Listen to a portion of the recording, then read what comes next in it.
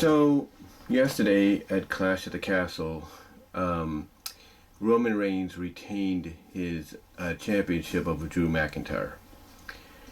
And now, of course, one of the things people talk about and wonder about the most is what happened afterwards. And that was Tyson Fury coming in, confronting Roman, and then basically cheering up McIntyre by singing to him, and then McIntyre singing afterwards. And a lot of people are wondering if maybe that was because they didn't realize they were off the air, or what was going on. We're not entirely sure.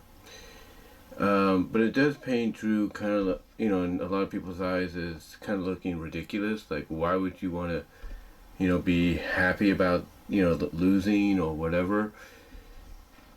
And, I think, the way they position Drew is he's been to the top. I think twice he's been to the top as champion. So for him to basically, what's the word I'm looking for? For him to kind of, I guess you could say, shrug off the fact that he didn't win. I think, because here's the thing. The way they did the ending was, it still makes Drew look strong, because throughout the match, he was basically pulling what he did against Brock Brock Lesnar. He's pulling the same thing there. Roman would hit him with all his finishers, all his signature moves, and Drew would kick out at one, or Drew would kick out at two. So it still made Drew look strong even in defeat, because Roman had to rely on the support of his family. This time, Solo Sikoa, if you will. He had to rely on him to help out. But even as that might be, the way they're trying to make Drew look, at the end is, he basically, like, he knows he's gonna. It's like, okay, I lost. I should have known better and everything.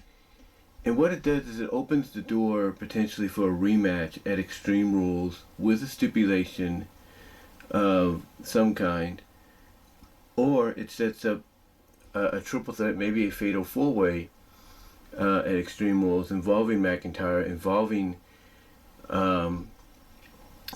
Karrion Kross, maybe even involving Tyson Fury, since they teased that, or maybe even the returning Braun Strowman. We don't know. Because how else are you going to utilize Braun when he comes back? You can't just say, okay, Omos, here's your next opponent. No. You need to basically put him into a situation where he's going to, pretty much be like, he's never left.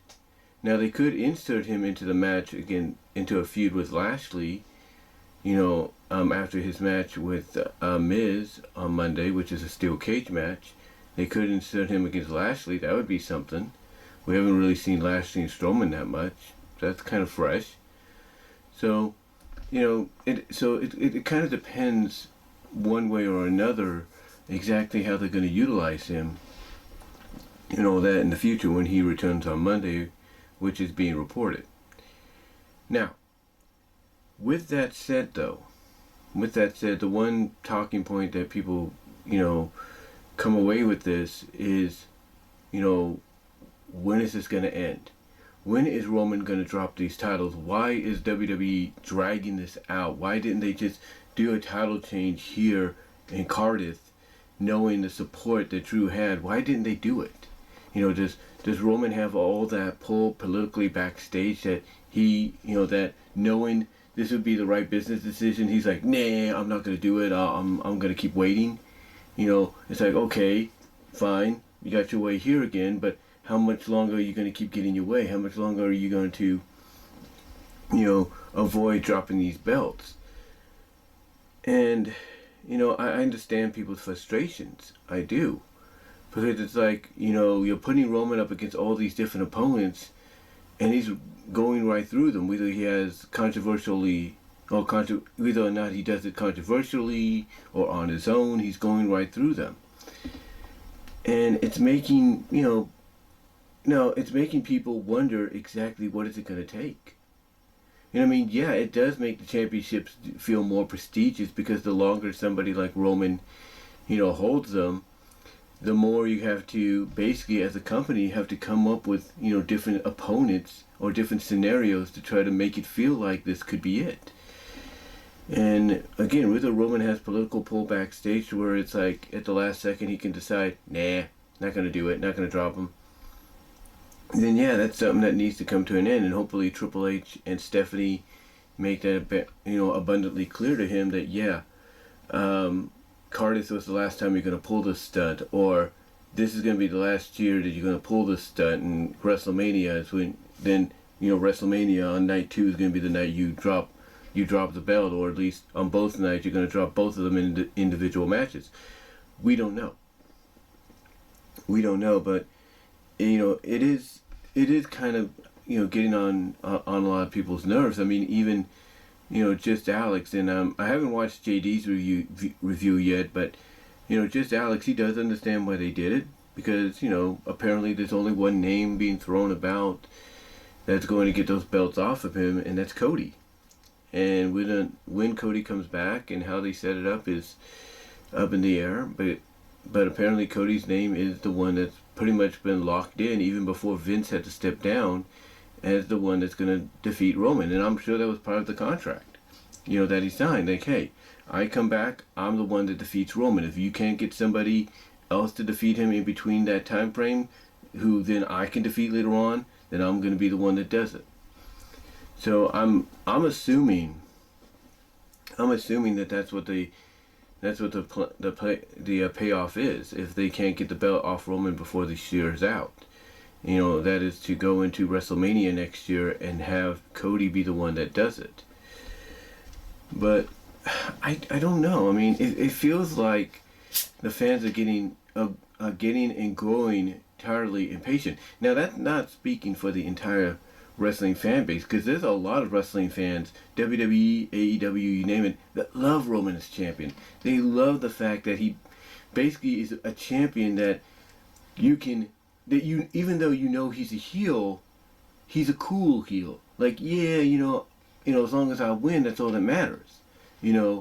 Basically the way he words how he wins and everything, and how he beats his opponent, even if he has help. The way he plays it off in a cool factor, he's basically telling his opponent, he's telling the audience, hey, it's not my fault that they lost to me, it's their fault for not catching on by this time, then I'm always going to have a plan. And maybe that's something they finally do address. Maybe that's something that they finally do address, that Roman is always going to have a plan up his sleeve, no matter what. No matter whether you whether you like the fact that he's still reigning on top or not, he's always, storyline-wise, he's always going to have something up his sleeve. So hopefully, from a story perspective, they follow up on that, they address that, and maybe on Friday or maybe this Monday on Raw, or this Friday on SmackDown, they have Adam Pearce, or they have somebody come down, maybe Triple H, maybe Stephanie, and they say, hey, look, enough's enough. You've been champion for 2 years, that's great, but most of your championships have always come at a controversial cost. Or most of your wins, your retations, if you will, have come at a cost. So now it's time to prove yourself on your own. And again, maybe we get a stipulation at Extreme Rules where it could be Drew one-on-one with Roman, and if Roman gets any help from not just his family, but from anybody, to win, then maybe the higher-ups strip him of the belt and say, hey, you can't have this belt anymore because you're not proving on your own that you can be a great champion. Or maybe it's in a steel cage with that stipulation that if anybody tries to interfere, to help Roman, they'll still strip him of the belt. But basically making sure it's a legit one-on-one matchup. We don't know. Maybe it's a triple threat. Maybe you add in Karrion Kross. Maybe it's a fatal four-way. You add in Tyson Fury, Braun Strowman. Who knows? the possibilities are endless. Because you know as well as I do that they want to get the cash in of Austin Theory out of the way. You know that. And the way they keep presenting it, it's like a comedy act. It's like a comedy that keeps happening. Now, I could see Drew McIntyre maybe on SmackDown, maybe on Raw, Claymore kicking Roman out of nowhere. Or something happens to Roman at the hands of McIntyre or at the hands of Strowman or whatever, and that's when Theory cashes in and wins because, hey, Roman's down, 1, 2, 3, done. Here you go. And, he could just gloat about it till he loses it maybe at Extreme Rules or Survivor Series. Who's to say? And that's the one thing, too. If you're going to do the brand thing, which a lot of people are feeling they're still going to be doing, then you need to and you're going to have your champion be part of one of those inter-brand, inter-promotional matches, then you need to have him lose one of those belts. And I think it's only a matter of time that he, when he loses them. Or at least loses one of them at least. But again, it's kind of a situation to where they already have a plan in mind, with Cody, but it's also a situation where fans are becoming impatient. It's like, okay, enough already. We get it. He's the tribal chief. He's the head of the table. He's your next big star. We get it. And hopefully this is the last time. Maybe this might be the last time Roman retains in this manner, and he ends up losing at least one of them in the near future. So that way it'll be less of a burden of, okay, this guy's got got a lighter schedule, but now he's no longer holding both belts or something like that. Whatever the case is, I think a lot of fans are kind of mixed right now on the Roman Reigns deal. If you will, it's like, okay, it's running. Some are like, hey, keep it going. We love it. We love this cool heel factor of him because I think in a sense it reminds him sort of like the Outsiders, if you will. He had that cool factor to where, not he, but they had that cool factor to where you knew they were the heel, but they were so cool as heels that you had no choice but to want to cheer them, and get behind them and support them. And that's the same thing with Roman. He's in that kind of that, he has that aura, right? He's in that era right now. He's in that era of his career. He's got that aura around him right now to where he's a cool heel that you love to cheer. That you gotta hate him, you're supposed to boo him, but he's got that cool factor about him. And it's a cool factor that you just can't help but love. And the fact that he acknowledges, the cities they're in and doesn't even insult them, again, that plays into that cool heel factor of, he's a bad guy, he cheats sometimes and does whatever it takes to retain, but he just has that cool aura about him that you can't help but be attracted to and want to get behind.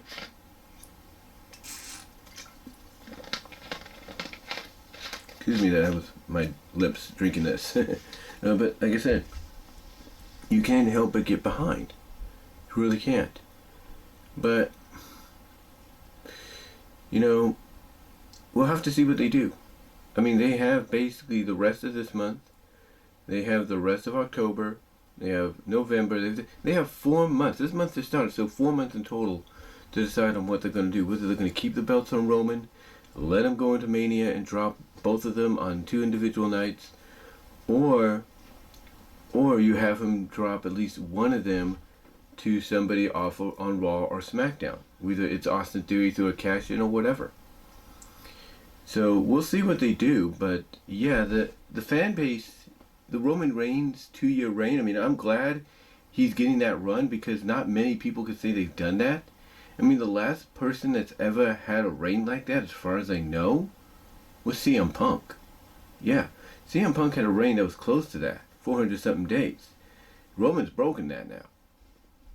He's broken that. So, to me, I'm glad he's getting this run because what they're doing, whether we like it or not, is they're using Roman to not only let him be what he wants to be, let him basically finally, be that cool heel that he knows he can be, that he knows if done right, and obviously it's been done right, fans can get behind and actually, support and cheer, even though they know it's supposed to be booed.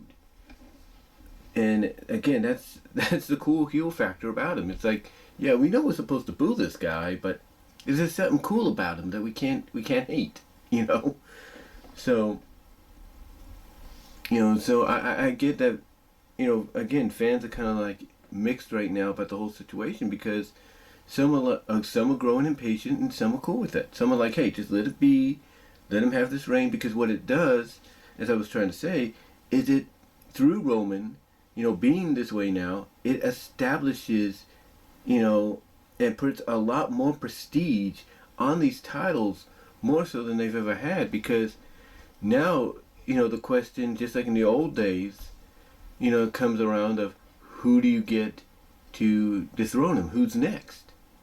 I mean, you've thrown just about everybody at him.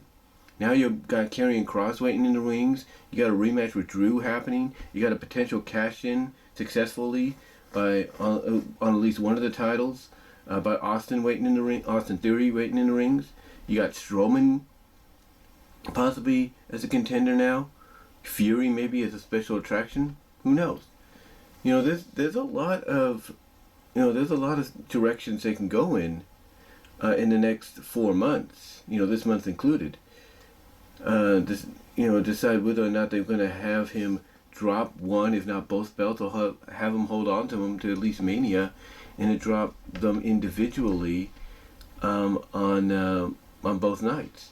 Because we know Raw right now, we know USA Network wants Monday Night Raw to have their champion again, but the question is how they get to that point is up in the air. Now maybe Monday Roman comes out, gloats, Strowman shows up, surprises him, power slams him, whatever, attacks him. Austin Theory comes in, cashes in, hooks Roman's leg, 1, 2, 3, that's it. And, he walks out with the WWE Championship. That opens the door for Cody to have an opponent at Mania, because hey, you can go a long distance with Theory. You go a long distance with Theory, and you have a potential of fresh opponents for Theory if you decide to do something like that. So we'll see what they do. We'll see what they do, because again, you have a potential of opponents for Theory, from AJ Styles to Finn Balor to Johnny Gargano. The list is endless. So we'll see what they do, but it's, again, they got between now and the end of the year to decide whether or not they're going to take both titles or one of the titles off him, and then plan for Mania going forward. I mean, I'm sure they're already planning for Mania as we speak, but they're kind of in a situation to where right now, like, depending on the decision they go with, it's really going to be a game changer for them in a sense. Not a big time, long lasting game changer, but it'll be a game changer to say the least. Because it'll still, depending on how they do it, in a sense, it'll still make Roman look strong, in my opinion, but it's just up to how they plan it, how they get to that point. So we'll see what they do. We'll see what they do, but like I said, they got all these different directions they can go in with Roman in the next 4 months. Maybe even starting, like I said, this week on Raw or SmackDown. So we'll see what they do. But yeah, I understand people's frustration. I understand how fans feel, and I get it. But you have to look at the positive. Him reigning on top the way he has, that the big difference between him and the likes of a Brock Lesnar is at least he's here. At least he's been here consistently. And he's been building up his matches. And he's been talking people into the seats. So he's doing his job. He's doing what a champion is supposed to do. And I think that's what makes it difficult for WWE. Whether it's the Vince McMahon regime or the Triple H regime, it makes things difficult for them, because they know, they have to, because they know they have a lot of parties outside to support, or not support, but to please.